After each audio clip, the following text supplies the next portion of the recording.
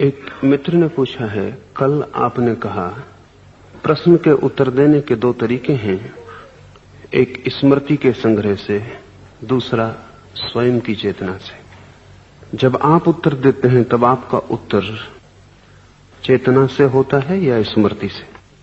क्योंकि आप अब तक हजारों किताबें पढ़ चुके हैं और आपकी स्मरण शक्ति भी फोटोग्राफिक है।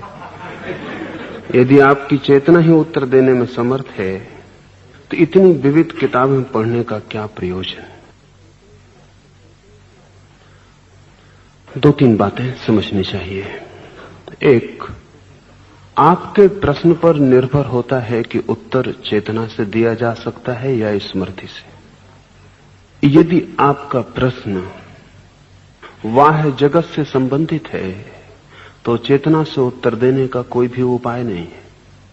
न महावीर दे सकते हैं, न बुद्ध दे सकते हैं, न कोई और दे सकता है। चेतना से तो उत्तर चेतना के संबंध में पूछे गए प्रश्न का ही हो सकता है।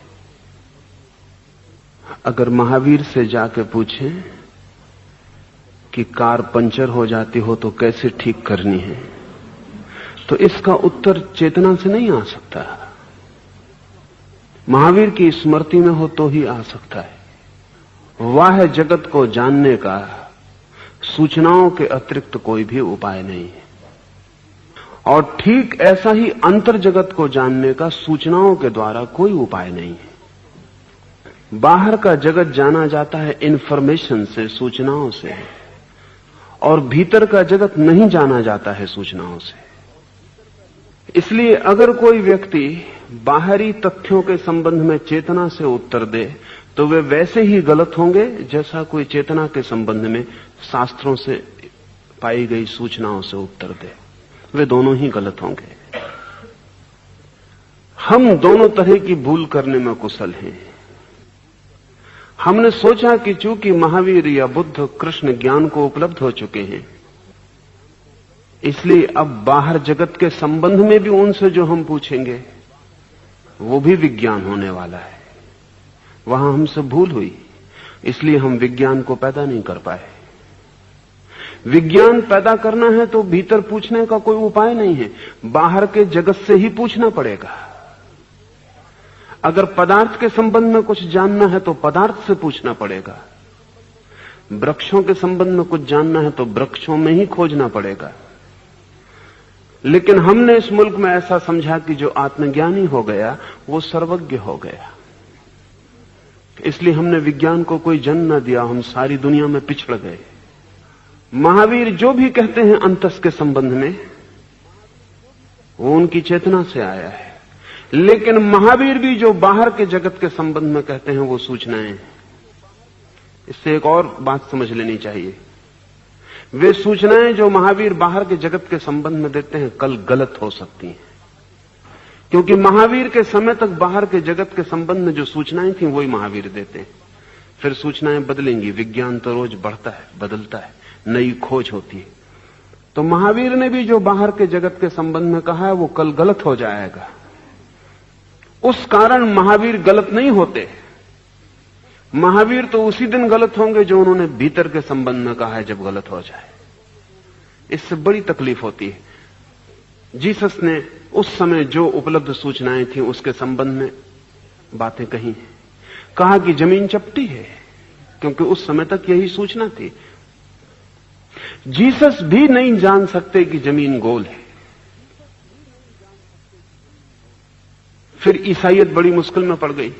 जब पता चला कि जमीन गोल है और जमीन चपटी नहीं है तो बड़ी संकट आया। तो ईसाईयत ने पूरी कोशिश की कि जमीन चपटी ही है, क्योंकि जीसस ने कहा है, और जीसस गलत तो कह ही नहीं सकते। इसमें डर था, अगर जीसस एक बात गलत कह सकते हैं तो फिर दूसरी भी गलत हो सकती है, ये संदेह था।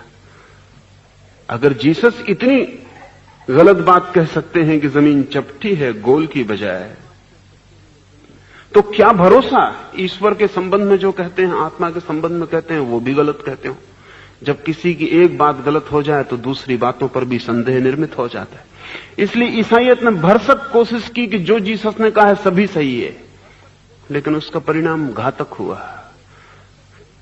क्योंकि विज्ञान ने जो सिद्ध किया, 1000 जीसस भी कहें, उसको गलत नहीं किया जा सकता। गैलीलियो को सजा दी जाए, सताया जाए, इससे कोई अंतर नहीं पड़ता, तथ्य को झुटलाया नहीं जा सकता। और तब आखिर में मजबूरी में ईसाइयत को मानना पड़ा कि जमीन गोल है। तब ईसाइयों के मन में ही संदेह उठना शुरू हो गया कि फिर क्या होगा। जीसस जो कहते हैं और चीजों के संबंध में, कहीं वो भी तो गलत नहीं है। महावीर के मानने वाले सोचते हैं कि महावीर ने कहा है कि चंद्रमा देवताओं का आवास है। उस समय तक ऐसी बाहरी जानकारी थी, उस समय तक जो श्रेष्ठतम जानकारी थी वो महावीर ने दी है, लेकिन ये महावीर के कहने की वजह से सच नहीं होती। ये तो वैज्ञानिक तथ्य, बाहर का तथ्य, इसमें महावीर क्या कहते हैं सिर्फ उनके कहने से सही नहीं होता।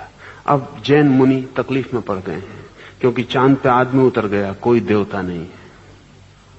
तो अब जैन मुनि उसी दिक्कत में पड़ गए हैं जैसी दिक्कत में ईसाइयत पड़ गई थी। अब क्या करें? तो अब वे सिद्ध करने की कोशिश कर रहे हैं। सिद्ध करने की 3-4 कोशिश हैं, वो पिटी पिटाई हैं, वही कोशिश की जाती। पहली तो ये कि ये चांद वो चांद ही नहीं है, एक ये कोशिश है। वो कौन सा चांद है?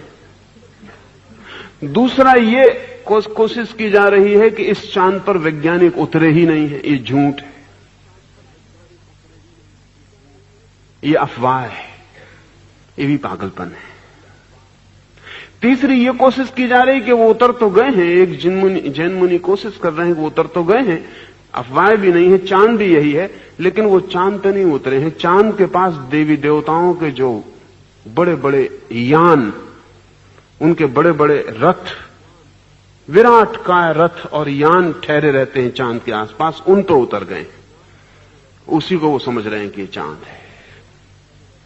ये सब पागलपन है, लेकिन इस पागलपन के पीछे तर्क है। तर्क यह है कि अगर महावीर की ये बात गलत होती है तो बाकी बातों का क्या होगा। तो मैं आपसे कहना चाहता हूं, महावीर, बुद्ध या कृष्ण, किसी ने भी बाहर के जगत के संबंध में जो भी कहा है, वो उस समय तक की उपलब्ध जानकारी में जो श्रेष्ठतम था वही कहा है। वो उस समय तक जो सत्यतर था वही कहा है, लेकिन बाहर की जानकारी रोज बढ़ती चली जाती है, और आज नहीं कल महावीर और बुद्ध से आगे बात निकल जाएगी। जब आगे बात निकल जाएगी तो भक्त को, अनुयायी को परेशान होने की जरूरत नहीं। एक विभाजन साफ कर लेना चाहिए। वो विभाजन ये कि महावीर ने जो बातें बाहर के जगत के संबंध में कही हैं वे सूचनाएं हैं, और महावीर ने जो अंतस जगत के संबंध में बातें कही हैं वे अनुभव हैं। उचित होगा कि हम आर्मस्ट्रांग की बात मान लें चांद के संबंध में, बजाय महावीर की बात के। हम आइंस्टीन की बात मान लें पदार्थ के संबंध में, बजाय कृष्ण के।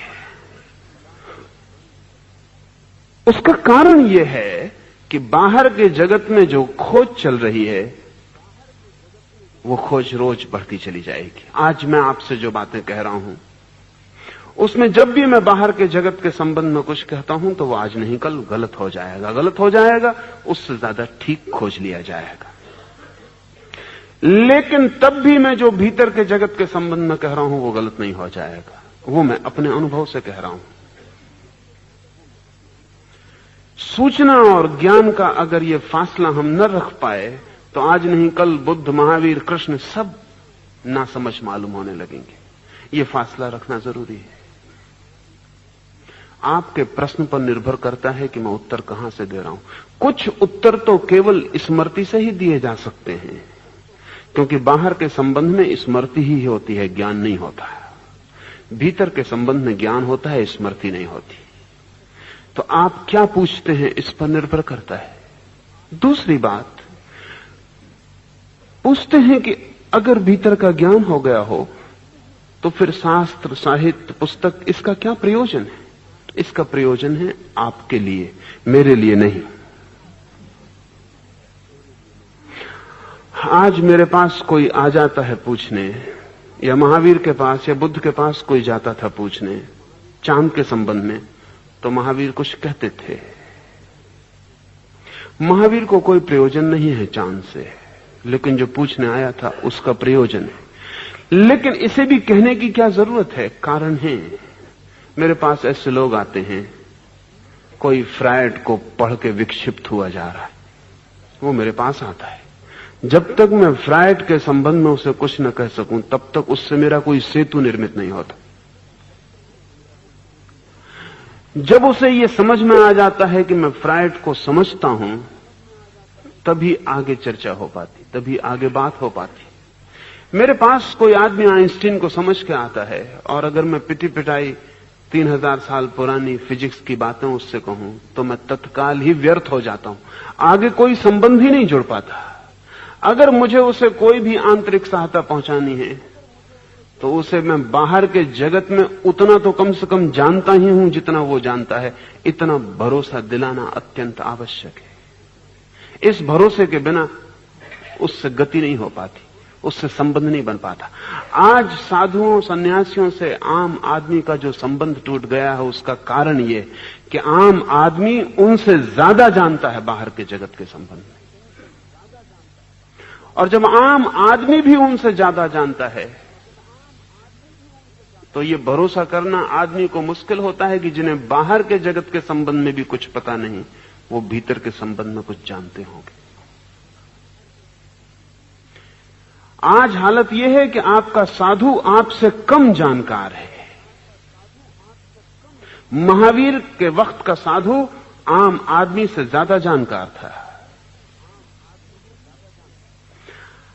आपसे अगर कोई भी संबंध निर्मित करना है, तो पहले तो आपका जो वाह ज्ञान है उससे ही संबंध जुड़ता है। और जब तक मैं आपके वाह ज्ञान को व्यर्थ न कर दूं, तब तक भीतर की तरफ इशारा असंभव है। अपने लिए नहीं पढ़ता हूं, आपके लिए पढ़ता हूं। उसका पाप आपको लगेगा, मुझको नहीं।